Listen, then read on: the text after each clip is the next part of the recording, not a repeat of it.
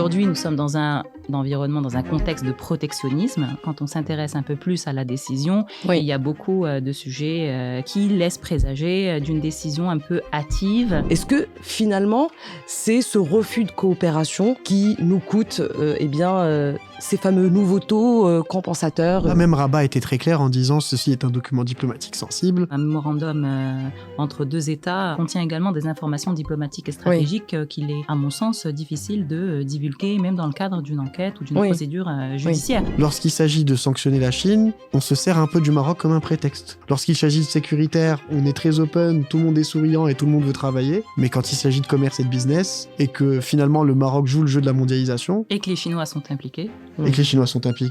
Ça devient autre chose. C'est clairement un sujet de souveraineté. Aujourd'hui, le Made in Morocco a besoin d'attirer, pour le développer, on a besoin d'attirer des industries à forte valeur ajoutée. Il y a le côté double jeu.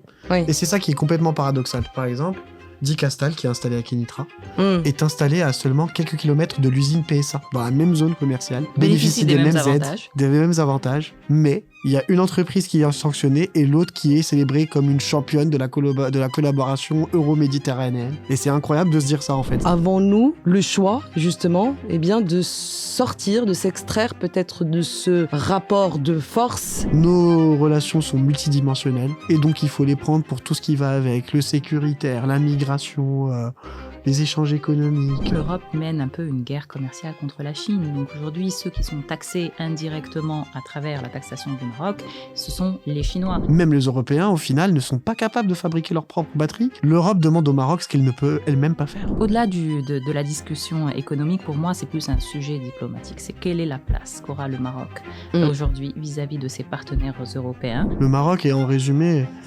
Et ça me fait un peu mal de le dire, mais un peu le pion dans cette affaire pour bouger les Chinois. Et c'est ce qui est problématique.